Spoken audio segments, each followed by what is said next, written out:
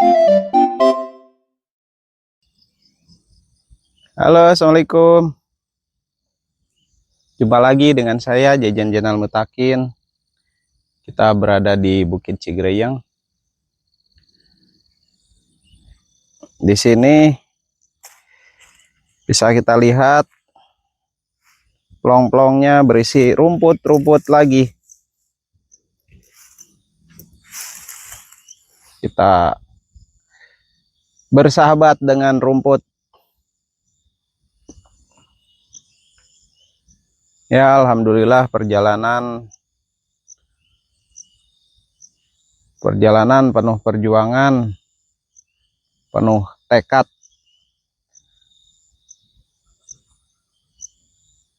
Penuh karya-karya nyata yang kita buat sedikit demi sedikit.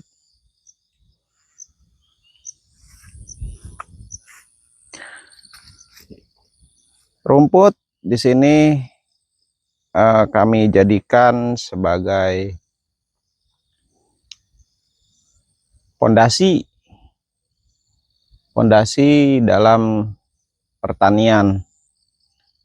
Apabila tidak ada rumput, ya akan sangat kesulitan, sangat tidak membantu untuk kemandirian pupuk. Karena pupuk di sini harus mandiri, harus terus diupayakan menggunakan apa yang ada. Capek lelah sudah pasti, dibayang-bayangi dengan suatu ketidakberhasilan, tapi kita terus mengupayakan supaya tanaman bagus. Kita upayakan kelestarian alamnya, dan kita upayakan keselamatan. Jadi baik itu keselamatan kerja ataupun keselamatan lingkungan. Kita harus pandai-pandai menata alam, menata pertanian. Jangan sampai dengan adanya pertanian menjadi suatu musibah, menjadi kejadian-kejadian yang tidak diinginkan. Tapi alangkah baiknya dengan adanya pertanian kita menjadi mandiri, selamat, sehat, sejahtera. Dengan apa? Dengan menggunakan dari alam untuk alam. Adapun kenapa sih sedikit-sedikit dengan rumput? Sedikit-sedikit dengan rumput.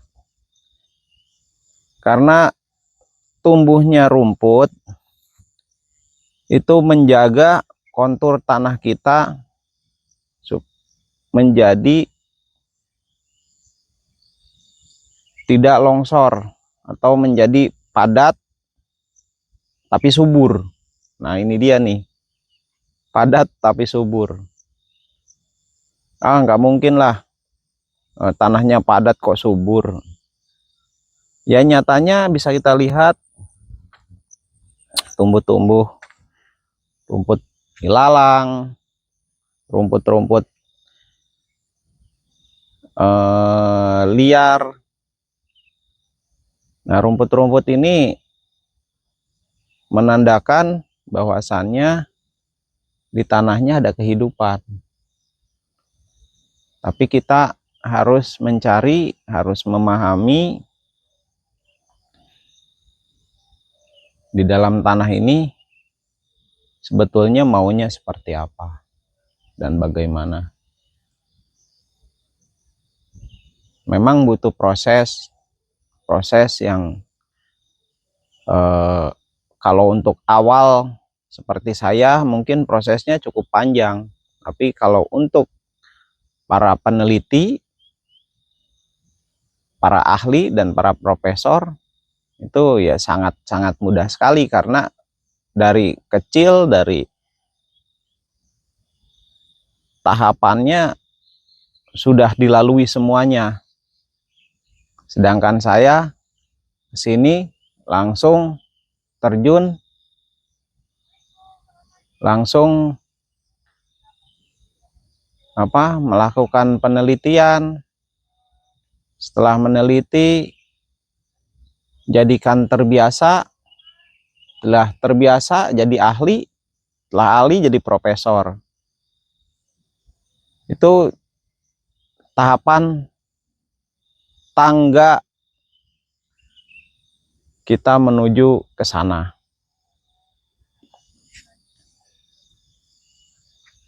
Kemungkinan terjadi memang sangat banyak. Kita bisa tidak mengandai-andai, andaikan aku bisa seperti ini, tidak bisa.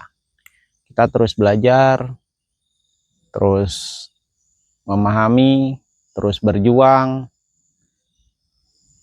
Sedikit demi sedikit akan tercapai dengan adanya memelihara dan memuliakan rumput. Ini rumput. Ini rumputnya sudah kering. Ini bisa langsung kita aplikasikan ke tanah. Dan tanah sudah pasti akan cocok. Tanaman pun yang akan kita tanam, yang kita upayakan tumbuh, itu akan cepat beradaptasi dengan rumput. Adapun dengan pupuk-pupuk yang lain mungkin akan sedikit kaget dulu, tapi kalau dengan ini tidak kaget karena sudah terbiasa. Seperti halnya kita biasa memakan nasi, terus dikasih makan roti, rasanya ya tidak ada kenyangnya, meskipun itu sudah banyak. Meskipun sebetulnya kita makan roti pun itu ada khasiatnya, ada energi, gizi, tapi lidah kita sudah terbiasa dengan nasi, jadinya akan perutnya itu kaget, ngerasa masih lapar aja, padahal kita sudah makan roti tersebut, tapi badan kita ya namanya makanan bergizi ya otomatis pertumbuhan badan, pertumbuhan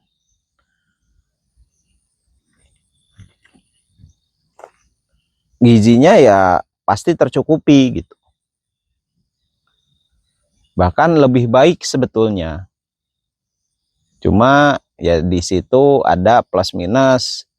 Kalau kita terlalu banyak makan olahan seperti roti, itu akan sedikit jadi bisa kegemukan, sangat cepat gemuk, tapi ototnya kurang, bisa terjadi seperti hal seperti itu. Ya sama, tanaman pun seperti itu, kita pakai urea, NPK, ya cepat gemuk. Tapi apakah itu bisa beradaptasi secara langsung? Tentunya akan sedikit kaget dulu. Sedikit kaget, dan atau apabila berlebihan ya akan timbul kejadian kegemukan. Kalau sudah kegemukan ya bisa batang gampang patah, bisa juga batang gampang dimakan ulat atau dimakan ya serangga-serangga jenis yang lain. Kan tetapi kalau misalnya kita menggunakan rumput sedikit banyak mengandung enzim, mengandung bakteri. Saya tidak akan bosan-bosan mengatakan bakteri endofit. Itu yang akan menginfeksi, itu yang akan memberikan nutrisi kepada tanaman secara sistemik. Kembali lagi secara sistemik. Sistemik itu ya berangsur-angsur memang, jadi tidak langsung. Tumbuhan sedikit demi sedikit dia akan terhindar dari namanya hama. Terhindarnya seperti apa? Dia akan kebal terhadap hama-hama yang ada di lingkungan, akan terbiasa dan tidak berpengaruh. Bahkan mungkin ulat pun tidak mau memakan. Secara pertumbuhan memang tidak secepat, seinstan yang kita berikan dengan pupuk sintetis. Kan tetapi secara ketahanan, secara keberlangsungan ke depan itu akan lebih baik, lebih bagus, umurnya panjang, buahnya natural, terus keberlangsungannya jauh akan lebih baik. Bukan saya anti terhadap pupuk kimia atau pupuk sintetis, kan tetapi pengaruhnya sangat-sangat banyak terhadap tanah, terhadap kesehatan buat kita yang mengkonsumsi. Dan lagi kita melestarikan lingkungan.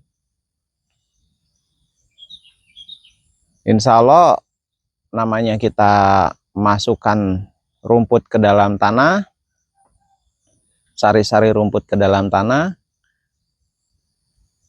tanahnya tidak akan longsor. Itu kelebihannya. Dan teknik pengolahan tanah pun semakin mudah.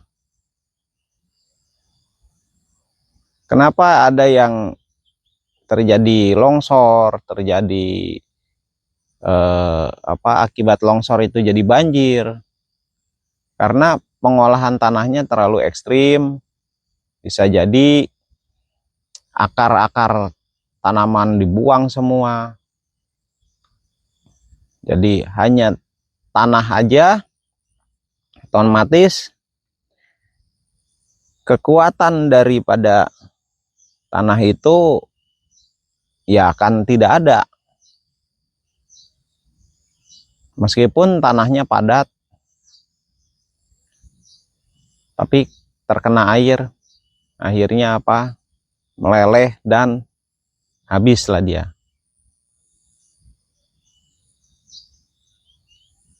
Kita sebagai petani di gunung harus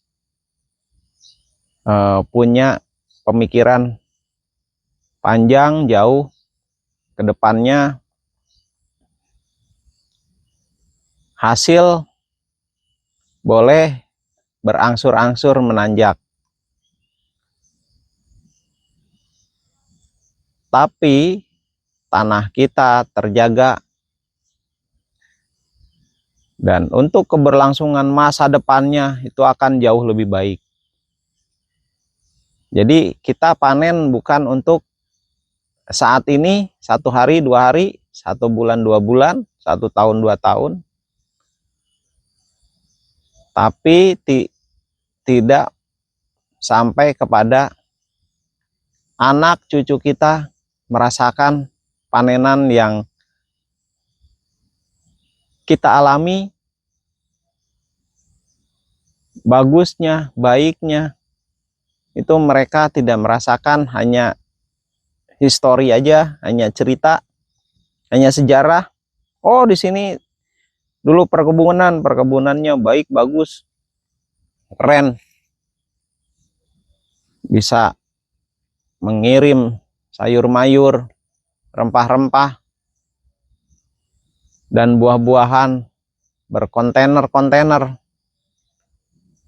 Tapi nyatanya sekarang kok untuk mencapai ke sana tuh susah. Nah itu. Nah dari sekarang ini kita tata dengan pelan-pelan, sedikit demi sedikit. Pilih tanaman yang bisa kita ajak jalan santai, dan pilih tanaman juga yang kita bisa ajak berlari cepat. Untuk apa? Untuk makan sehari-hari.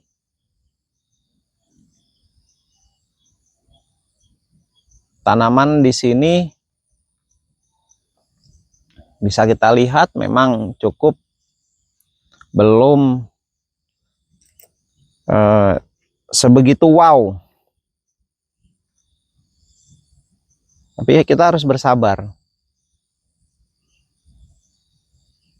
Bersabar, karena dari hasil sabar itu akan menciptakan